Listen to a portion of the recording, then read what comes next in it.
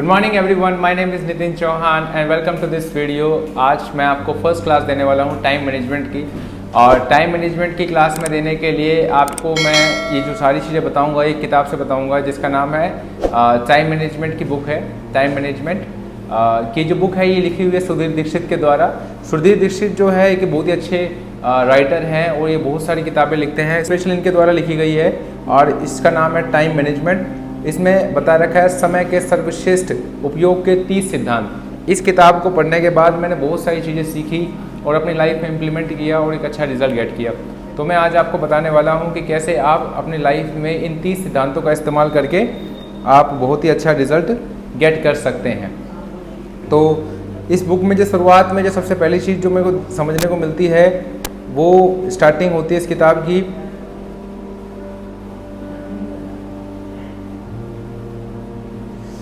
खंड 1, मतलब एक सेक्शन फर्स्ट में बता रखे हैं 3 इंपॉर्टेंट क्वेश्चन पूछे हैं राइटर ने। 3 इंपॉर्टेंट क्वेश्चन जिसका जवाब हमें जानना चाहिए लाइफ में। पहला क्वेश्चन जो है वो है कि आजकल समय की इतनी कमी क्यों महसूस होती है। भाई आप देखते हैं कि आज के समय में लोगों के पास समय नहीं है, तो ऐसा अब क्यों होता है, ऐसा पहले क्यों नहीं होता था। इसमें बताया गया है राइटर ने कि भाई पहले जो लोग होते थे उनके पास कभी भी टाइम मैनेजमेंट की ज़रूरत नहीं पड़ी, उनके पास कभी भी समय की कमी नहीं पड़ती थी। ऐसा क्यों होता था। आज के समय में लोगों को समय की कमी क्यों महसूस होती है। आज के समय में लोगों के पास ज़रूरी काम करने के लिए भी समय नहीं बचता और पहले के समय में लोगों के पास कभी भी टाइम मैनेजमेंट की ज़रूरत नहीं पड़ी। तो आज हम इसके बारे में भी जानेंगे कि ऐसा क्यों था। सो बेसिकली इसमें बताया गया है कि पहले के समय में जैसे कि बताया गया है कि हमारे पूर्वजों को कभी टाइम मैनेजमेंट की ज़रूरत नहीं पड़ी, तो फिर हमें क्यों पड़ रही है। क्या हमारे पूर्वजों को दिन में 48 घंटे मिलते थे और हमें केवल 24 घंटे मिल रहे हैं। आप भी जानते हैं और मैं भी जानते हैं कि ऐसा बिल्कुल भी नहीं था। सबसे बड़ी चीज़ क्या थी कि उस समय जो टाइम मैनेजमेंट की ज़रूरत नहीं पड़ी उसका कारण ये था कि पहले कार नहीं थी, मोटरसाइकिल या स्कूटर भी नहीं थे, लेकिन हमारे पूर्वजों को कहीं जल्दी भी नहीं थी कहीं पहुँचने की। मतलब कि पहले के लोग जो थे कहीं जल्दी पहुंचना नहीं चाहते थे, कोई भी काम जल्दी नहीं करना चाहते थे, उनको कोई जल्दी ही नहीं थी। आज के समय में क्या है, जितनी भी सुविधाएं बन रही हैं उन सुविधाओं की वजह से लोगों के अंदर कंपटीशन की मात्रा जो है वो बढ़ने लगी है। मतलब कि लोग जो है ज़्यादा कंपटीशन करने लगे हैं और कंपटीशन बढ़ने की वजह से लोग अपने आप को पीछे नहीं देखते रहना चाहते, इसलिए वो उनके पास समय की कमी पड़ रही है। अब हम बहुत सारी चीज़ें करना चाहते हैं। पहले हम केवल जीवन व्यापन ही करते थे, तो सिर्फ हम जीवन व्यापन करते थे, इस वजह से हमें समय की कमी महसूस होती थी, समय की कमी कम महसूस होती थी। अब इस बात को ऐसे समझिए कि हमारे पास पहले जो टू डू लिस्ट होती थी वो कुछ ज़्यादा लंबी होती ही नहीं थी, वो बहुत छोटी होती थी, उसमें हमें कुछ ज़्यादा कुछ करने को नहीं होता था। लेकिन आज के समय में हमारे पास इतनी सारी अपॉर्चुनिटीज़ है, इतने सारे कामों की लिस्ट है कि जिसकी वजह से हमें समय कम पड़ जाता है। यानी कि आप बिल्कुल ऐसा ही मान सकते हैं कि जब आप कक्षा 1 में थे तो आपको ज़्यादा काम नहीं दिया जाता था, आपको केवल ए लिखने का काम दिया जाता था, पूरा 1 पेज लिख लो और आपका होमवर्क हो गया डन। जैसे आप कक्षा 10 में पहुंच जाते हैं तो आपको बहुत सारा ढेर सारा काम मिलने लगता है और आप उतना काम को पूरा नहीं कर पाते। ठीक ऐसे ही हमारी जनरेशन्स ने जो डेवलपमेंट किया है, डेवलपमेंट करने की वजह से फैसिलिटी बढ़ गई है, डेवलपमेंट करने की वजह से काम के ऑप्शंस ज़्यादा बढ़ गए हैं और बर्डन भी ज़्यादा आ गया है। तो बर्डन ज़्यादा आने की वजह से, काम की संख्या बढ़ने की वजह से लोगों के पास समय की कमी बढ़ने लगी है। और कमी इसलिए पड़ने लगी है क्योंकि लोग जल्दी काम कर रहे हैं। क्यों कर रहे हैं? क्योंकि उनके पास साधन है। पहले कंपटीशन नहीं था, मेन कारण है कंपटीशन। तो आप इसमें सबसे बड़ी चीज़ ये भी है कि आप कंपटीशन से बच भी नहीं सकते, आप कंपटीशन को इग्नोर भी नहीं कर सकते क्योंकि आप लाइफ में आगे नहीं बढ़ पाएंगे। तो इसमें यही बताया गया है कि पहले हमें कोई हड़बड़ी नहीं दिखानी होती थी। सबसे पहली बात तो पहले बिजली नहीं थी। जब बिजली नहीं थी तो केवल लोग दिन में ही काम करते थे, रात को काम ही नहीं करते थे। लेकिन जैसे बल्ब का आविष्कार हुआ, जैसे बिजली आई तो लोग अब नाइट शिफ्ट में भी काम करने लगे। तो आपने देखा कि भाई लोग नाइट शिफ्ट में भी काम कर रहे हैं तो और आप काम नहीं कर रहे, तो आपके अंदर भी जिज्ञासा आएगी कि भाई मैं भी एक्स्ट्रा टाइम काम करूँ, आगे बढ़ूँ और पैसा कमाऊँ। तो इस तरीके की जो कंपटीशन की भावना है वो लाइफ में अब बढ़ती जा रही है और आने वाले समय में तो और भी ज़्यादा बढ़ जाएगी। ऐसा क्यों हो रहा है मैं आपको बताता हूँ। जैसे एग्जाम्पल के लिए एक व्यक्ति दूसरे गांव में जाता था तो उसको 1 दिन लगता था, दूसरे तीसरे गांव में जाता 3-4 दिन का ट्रैवल होता था। लेकिन गाड़ी आने की वजह से वो ट्रैवल जो है कुछ घंटों में बदल गया है ना। अब क्या है, क्या अगर मान लीजिए किसी व्यक्ति को कोई काम दिया जा रहा है, पहले कोई व्यक्ति किसी को काम नहीं देता था, वो सोचता था कि यार 3 दिन तो उसको आने जाने में लग जाएंगे, तो उससे ज़्यादा क्या काम करेगा। तो पहले सेटिस्फेक्शन लोग जल्दी कर लेते थे, आप सेटिस्फाई जल्दी नहीं हो पाते। क्यों? क्योंकि उनके पास अब साधन है। जब लोगों को पता चल गया है कि उनके पास साधन है तो वो चुपचाप कैसे बैठ सकते हैं, उनको हमेशा लगेगा कि भाई हमें और कुछ करना चाहिए, और भी बेहतर कुछ करना चाहिए। एग्जाम्पल के लिए आप ये समझिए कि अगर मान लीजिए किसी व्यक्ति को काम दिया है, अपने आपके एम्प्लॉई है, उसको आपने काम दिया है, अब आपके पास, आपको पता है आज के समय में कि आज के समय में भाई आपका काम घर पे बैठ के किया जा सकता है, आज के समय में इंटरनेट आ गया है, आज के समय में ऑनलाइन काम किया जा सकता है। मीटिंग अगर आप अटेंड नहीं कर पा रहे तो कोई बात नहीं, आपसे एक्सपेक्ट किया जा सकता है कि आप ऑनलाइन मीटिंग अटेंड कर लेंगे। मतलब लोगों की जो एक्सपेक्टेशंस है आपसे वो भी बढ़ने लगी हैं। क्यों? क्योंकि साधन इतने हो गए हैं कि लोग कभी भी आपसे कुछ भी एक्सपेक्ट कर सकते हैं। एग्जाम्पल के लिए आप अगर कहीं बिजी हैं तो भी आपसे लोग एक्सपेक्ट करते हैं, कैसे? आपसे फ़ोन पे बात करके कि भाई आपसे फ़ोन मिला लेंगे और आपसे बात करने लग जाएंगे और आपसे आपके घंटे डेढ़ों घंटे आपके ख़राब करने की जिद्दोजहद करेंगे। आज से पहले फ़ोन था ही नहीं, मतलब आज से पहले की नहीं बात कर रहा मैं, बात कर रहा हूँ हज़ारों साल पहले, मतलब कुछ सालों पहले, 100 साल पहले चले जाओ, 100 साल भी ज़्यादा बोल रहा हूँ, 10 साल पहले चले जाओ, 20 साल पहले चले जाओ, लोगों के पास फ़ोन ही नहीं थे। तो लोगों के पास जब फ़ोन ही नहीं थे तो वो बात ही नहीं करते थे। जब वो बात ही नहीं करते थे तो लोगों के साथ एक्सपेक्टेशंस भी नहीं होती थी कि भाई वो कुछ ऐसा कुछ करे।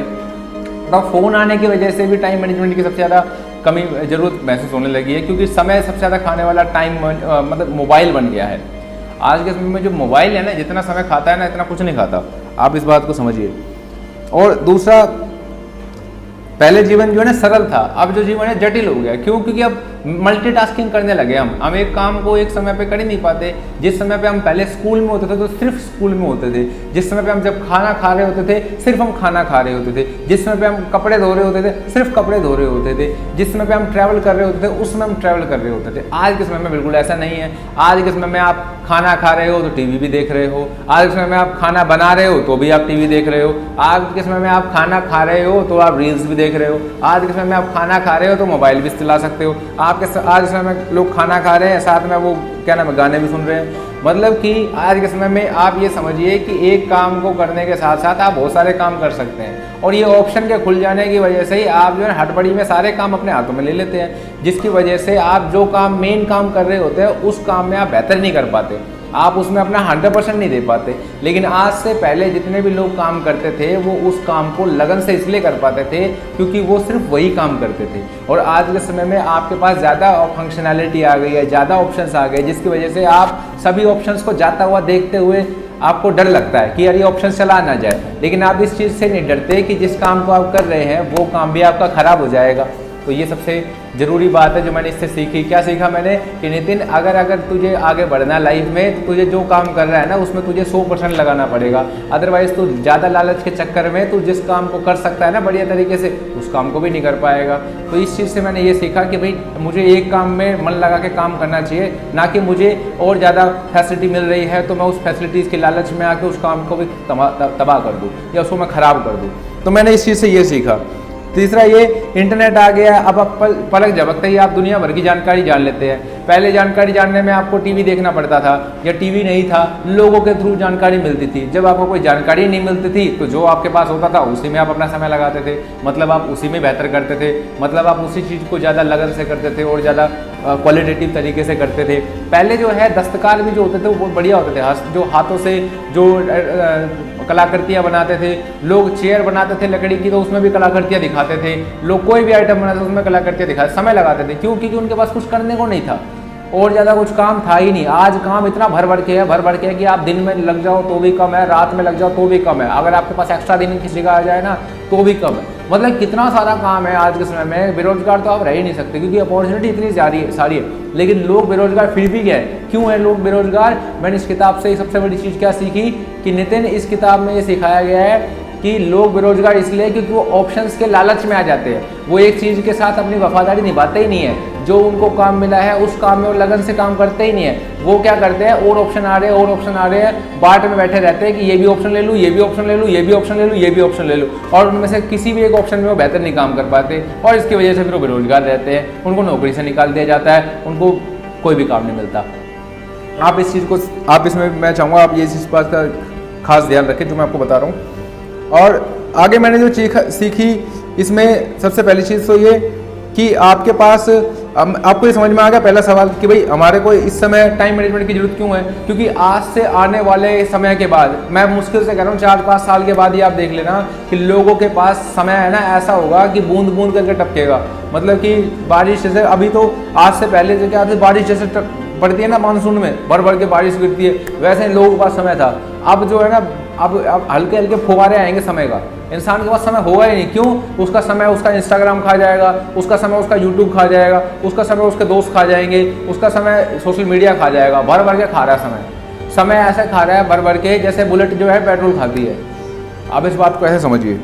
आने वाले टाइम में देखिए टाइम मैनेजमेंट की इतनी ज़रूरत पड़ेगी कि जितना कि इंसान को ऑक्सीजन की ज़रूरत पड़ती है, क्योंकि जिस तरह इंसान को ऑक्सीजन चाहिए ना सांस लेने के लिए, उसी तरह इंसान को जीवन जीने के लिए समय चाहिए, और वो समय कम पड़ता जाएगा।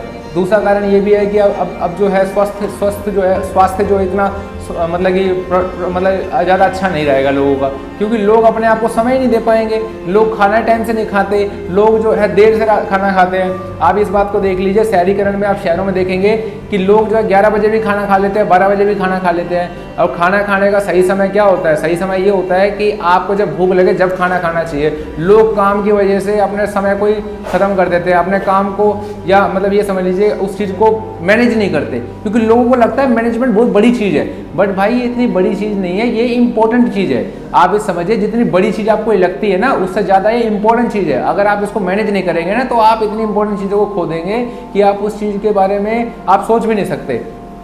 दूसरी चीज़ इसमें देख रखी है कि भाई हमारे पास समय कितना है। भाई आप ये समझिए, जैसे हम बैंक में पैसा जान सकते हैं, अगर वैसे हमें पता चल जाए कि दिन में हमारे पास समय कितना है, तो हम अपने समय की कदर करना सीख लेंगे। और जिन लोगों को लगता है कि समय बहुत सारा है, अनंत है, वो लोग हमेशा समय को बर्बाद करते दिखेंगे।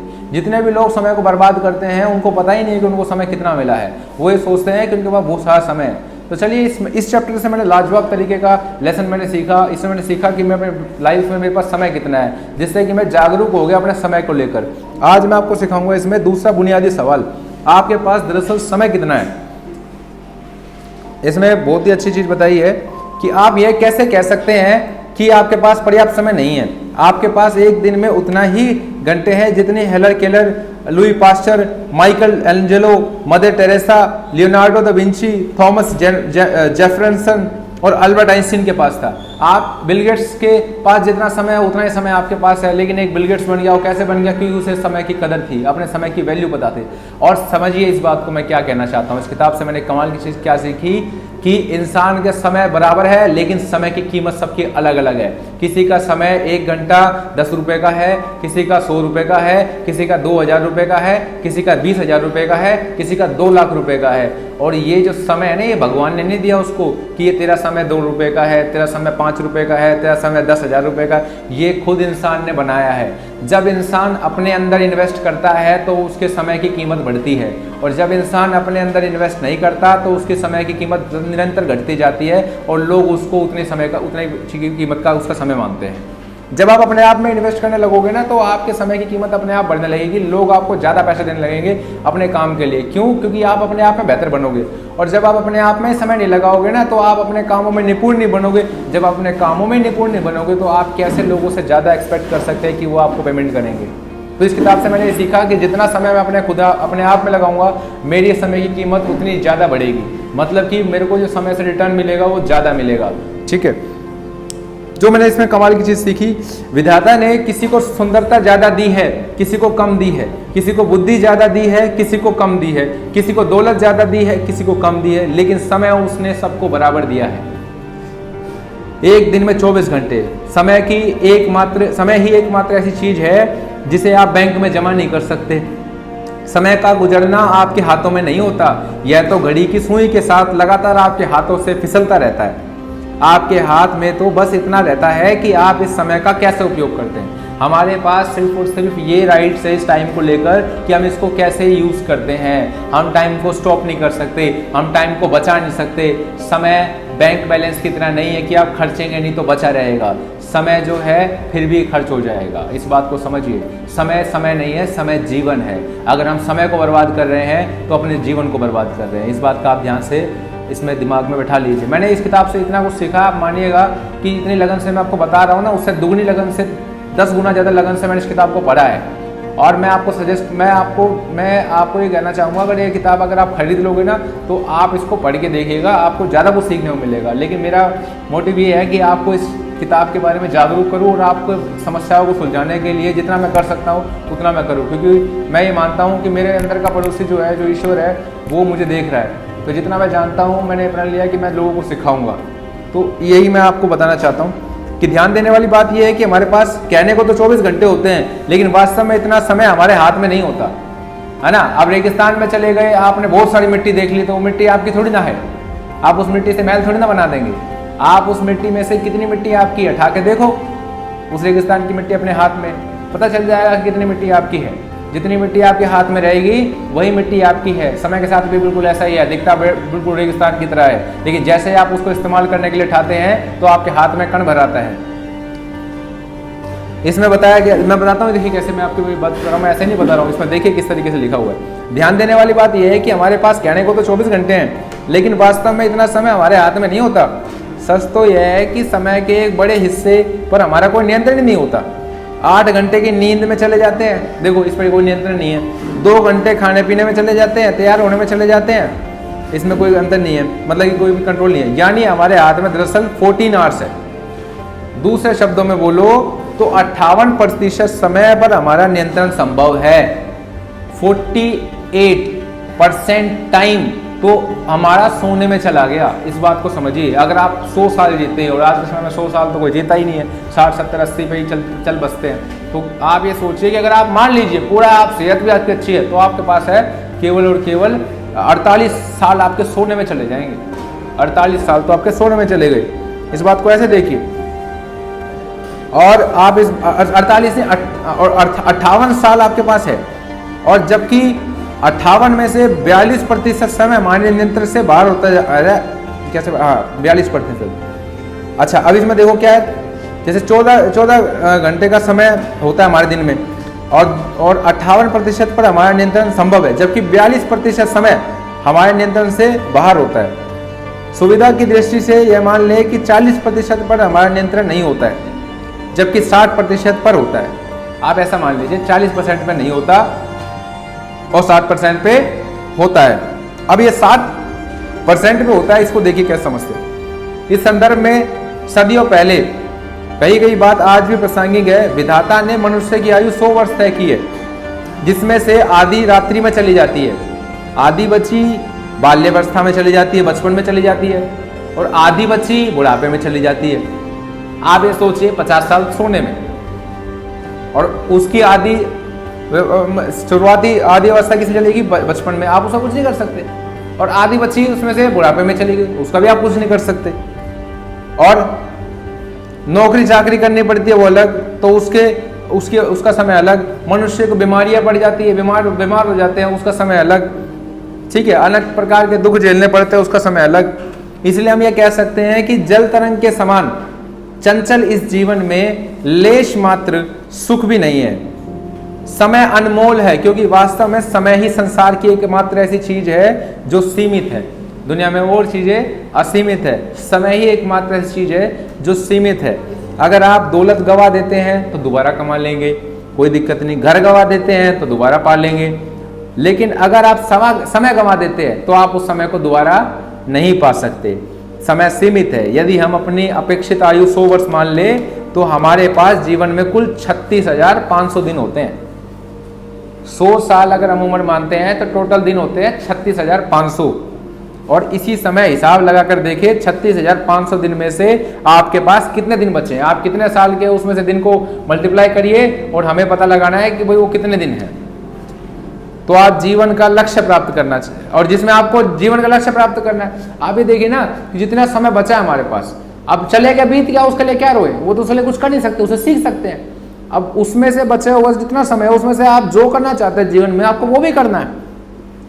नीचे दी गई आसान गणना से आप खुद जान लेंगे कि आपके पास लगभग कितने दिन बचे हैं।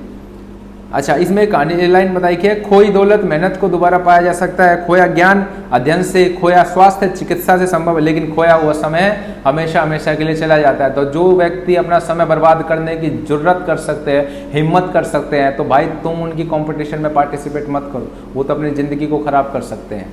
तुम कर सकते हो क्या? उस चीज़ से दूर रहो, समय खराब बिल्कुल मत करो। जीवन के कुल दिन कितने? 36,500। गुजरे दिन कितने? उसको मल्टीप्लाई कर दो। 20 साल के हैं तो आप इसको मल्टीप्लाई कर दो, और शेष बचे दिन कितने हैं? अगर आप जीवन में कुछ करना चाहते हैं, कुछ बनना चाहते हैं, कुछ पाना चाहते हैं, तो ये निर्णय अनिवार्य है कि हम समय का सर्वश्रेष्ठ उपयोग करना सीख जाएं। इस किताब को मैंने सबसे पहले पढ़ा था, इसलिए मैं आपको सबसे पहले पढ़ा रहा हूँ। इससे बढ़िया किताब जो है वो तभी बढ़िया है जब इस किताब को मैंने पढ़ा। ये किताब आपको आधार देती है, सोच विचार करने का कारण देती है, आपको समय को महसूस करने का, आप इसको महसूस कर सकते हैं समय को इस किताब के थ्रू। मैं जो आपको बता रहा हूँ, कैलेंडर से धोखा ना खाएं। साल भर में केवल उतने ही दिन होते हैं जिनका आप उपयोग करते हैं, बाकी समय आपका साल भर का नहीं होता। एक व्यक्ति साल भर में केवल एक सप्ताह का मूल्य प्राप्त करता है, जबकि दूसरा व्यक्ति एक सप्ताह में कुछ पूरे साल का मूल्य प्राप्त करता है। आप ये देख लीजिए, कई लोग जितना पूरे साल में कमाते हैं उतना मूल्य वो कुछ दिनों में कमा लेते हैं। सोच के देखिए, कुछ व्यक्ति जो है केवल साल भर में से 7 दिन का ही मूल्य अर्जित करते हैं, और कोई लोग ऐसे होते हैं जो कि 7 दिन में पूरे मूल्य के, साल भर के मूल्य का भी अर्जित कर देते हैं, उतना कमा लेते हैं। क्यों कर लेते हैं? उनको पता है कि उनके समय की कीमत क्या है, तो वो अपनी कीमत समझते हैं इस बात को। तीसरा बुनियादी सवाल जो आपको सबसे ज़्यादा इम्पोर्टेंट है और समझना जरूरी है, वो क्या है? आपका समय कितना कीमती है। मैंने बताया था कि समय की एक कीमत होती है, वो कीमत जानना बहुत ज़रूरी है। और आपकी कीमत क्या है, इससे आपको जितना फ़ायदा मिल सकता है जानने से, इतना फ़ायदा आपको किसी से नहीं मिल सकता, ये समझ लीजिए। समय आपके जीवन का सिक्का है, समय आपके जीवन का सिक्का है। ये आपके पास मौजूद इकलौता सिक्का है और सिर्फ आप ही तय कर सकते हैं इसे कैसे खर्च किया जाए। सतर्क रहे, वरना आपके बजाय दूसरे लोग इसे खर्च कर देंगे आपके सिक्के को। कहा जाता है समय ही धन है, परंतु यह कहावत पूरी सच नहीं है। समय केवल धन नहीं है, सच तो यह है कि समय सिर्फ संभावित धन है। संभावित धन मतलब धन बन सकता है, लेकिन इसमें से बहुत ही कम लोग होते हैं जो समय को धन बना पाते हैं। समय धन है, ये झूठ है, ये अधूरा सत्य है। पूरा सत्य क्या है कि समय एक पोटेंशियल वेल्थ है, पोटेंशियल मनी है। बहुत ही कम लोग होते हैं केवल जो समय को धन में बदल पाते हैं। ये ठीक वैसा ही है, आपके विचार में बहुत सारा सोना आता है, लेकिन वो गोल्ड आपका कब है? जब आप उस विचार को अपने इम्प्लीमेंट करते हैं और उससे आपको कमाते हैं। क्या आप ठीक ठीक जानते हैं कि आपका समय कितना कीमती है? अगर नहीं तो नीचे दिए हुए फॉर्मूले का प्रयोग करें। आपको मैं बताता हूँ एक बढ़िया कमाल का फॉर्मूला जिसका इस्तेमाल करके आप जान सकते हैं कि आपकी समय की कीमत क्या है। आप जितना भी पैसा कमाते हैं, जितने भी घंटे में, उससे उसको डिवाइड कर दीजिए। अगर आप दिन के 500 रुपये कमाते हैं और उसको डिवाइड करते हैं तो ये आपको पता चलेगा। एग्जाम्पल के लिए हम इसको देखते हैं। अगर मान लीजिए एक दिन में व्यक्ति 500 रुपये कमाता है और डिवाइड करते हैं उसके 8 घंटे से, तो उसके 1 घंटे की कीमत है 62 रुपये, यानी कि 62 रुपये की कीमत है उसके 1 घंटे की। अब मान लीजिए वो व्यक्ति जो है पिछले 5 सालों से या पिछले 3 सालों से वो काम ही नहीं कर रहा है, या वो काम करने लगा है अभी, तो उसे पता चला कि उसकी 62 रुपये कीमत है 1 घंटे की, और वो पिछले 3 सालों से काम कर सकता था लेकिन उसने काम नहीं किया। तो देखते हैं कि उसने कितने रुपए का नुकसान किया, अपना संभावित लॉस उसने कितना किया। मैं आपको बताता हूँ संभावित लॉस क्या, तो रियल लॉस है 62 रुपये। 60 रुपये मान लेते हैं, मान लीजिए 62 रुपये आया था, इसमें 60 रुपये मल्टीप्लाई 365 दिन, ये हो गए 21,900 रुपये 1 साल के। और उसने पिछले 3 साल से वो काम कर सकता था लेकिन वो मन से बैठा रहा घर पे, तो 21,900 मल्टीप्लाई 3 साल, तो ये हो गए 65,700 रुपये। तो उसका नुकसान हो गया 65,700 रुपये का। अगर मान लीजिए आप अपने अंदर समय में इन्वेस्ट करते हैं, अपने समय में इन्वेस्ट करते हैं और आप 60 रुपये से अपना एक दिन का 1 घंटे की कीमत आप 120 रुपये बना दें, किसी तरह कोई अच्छी जॉब गेट कर ले, कोई अच्छा बिजनेस कर लें, आप 120 रुपये बना दें, तो अगर आप ये 120 रुपये बना देंगे तो आप कमा रहे हैं मान लीजिए 8 घंटे के दिन के आप 960 रुपये और मल्टीप्लाई 30 दिन, तो 28,000 रुपये कमा रहे हैं आप मान लीजिए। मैंने इस किताब से ना एक कमाल की चीज़ बताऊं क्या सीखी, आप इस बात को जान के बड़े अचंभे में पड़ जाएंगे कि मैं जो आपको बताने वाला हूँ। मैंने देखा कि नितिन, अगर मान ले जो तू आज कमा रहा है और तू 5 साल के बाद जो कमाएगा और जिस वजह से कमाएगा वो वजह तेरे को आज पता चल जाए, तो 5 साल का नुकसान को तू कम कर सकता है।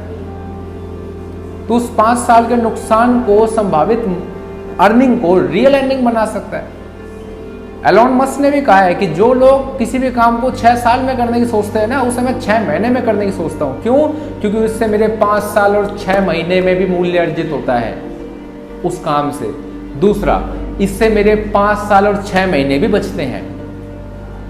तो ये ठीक मैंने अपने जीवन पे भी लागू किया है कि जो चीज़ मैं अगले 5 सालों में जो कर सकता हूँ, वो सीक्रेट जानूँ, वो रिसर्च, वो प्रोसेस जानूँ, ताकि मैं वो चीज़ में अभी कर सकूँ। तो ये मैंने कमाल की चीज़ मैंने सीखी। सच बताऊँ तो मैं आपको जो बता रहा हूँ ना बातें, आप शायद मेरी बात समझ पाओ या ना समझ पाओ, लेकिन मैं ये कह रहा हूँ कि मैं इस बात को बिल्कुल समझ गया, जिससे मैं इतनी हिम्मत कर पा रहा हूँ कि मैं आपको इतनी लगन से चीज़ें बता रहा हूँ। मुझे इससे क्या फ़ायदा होगा? मुझे फ़ायदा जो मिलना था वो तो इससे मिल गया, वो मैं इम्प्लीमेंट कर दूंगा। लेकिन मैं ये चाहता हूँ कि आपको भी फ़ायदा मिले, क्योंकि मेरा होने का फ़ायदा ही क्या है फिर? आपके सामने होने का, मेरे आप मेरी वीडियोस देखते तो आपका फ़ायदा ही क्या है इसमें? आपको फ़ायदा मिलना चाहिए मुझसे, क्योंकि मैं ये मानता हूँ कि जो इंसान अपने कर्मों से दूसरों का भला करता है, वो इंसान कर्मयोगी होता है। भगवान कृष्ण ने भी यही कहा है कि इंसान को कर्मयोगी बनना चाहिए। जो भगवान ने हमें गुण दिए हैं, उन गुणों का हमें विस्तार करना चाहिए दूसरों में भी, ताकि भगवान हमें गुण दे के हमें दुख, हम पे कोई ये ना सोचे कि भाई इस व्यक्ति को ये सुख देके या ये चीज़ देके, ज्ञान देके हमने गलती की। तो इस बात को आप समझ लीजिए, मैंने आपको बता दिया। तो आपके पास कितना समय है ये आप जान गए हैं, जान गए आपके पास कितना समय है। अगला जो सेक्शन है वो दूसरा सेक्शन आ गया, और इस सेक्शन को हम कवर करेंगे नेक्स्ट वीडियो में। तो इस वीडियो को आपने अगर पहली बार देखा है, दूसरी बार देखो, कम से कम 3 बार देखो। 3 बार देखने से आपको किताब पढ़ने की जरूरत नहीं महसूस होगी, लेकिन सच में आप अगर जीवन में बदलना चाहते हैं तो 3 बार देखते समय इसको लिख भी लेना, क्योंकि अगली जो मैं चीज़ बताने वाला हूँ आने वाले समय में, मैं आपको बताऊंगा कि लिखने की शक्ति क्या है। मैंने एक किताब पढ़ी 300 पेज की, उसमें लिख रखा है कि भाई लिखने में बहुत शक्ति होती है। तो जो चीज़ मैंने 300 पेज पढ़ के विश्वास में लाई, व्यवहार में लाई, वो चीज़ आप पहले ले आओ। यही तो है कि 5 साल के बाद जो गुण सीखा, जो अच्छी चीज़ सीखी, उस बात को आप आज ही मान लो, तो 5 साल का नुकसान बच जाएगा। तो आज के लिए इतना ही। We will see you in the next video. Till then, bye bye, good day, जय हिंद, वंदे मातरम, and keep watching my videos. Not just only watch, also observe, also feel these all videos that I tell you. Thank you so much for watching. Till then, bye bye, have a good day, Jai Hind, Vande Mataram, Jai Bharat, Bharat Mata ki Jai.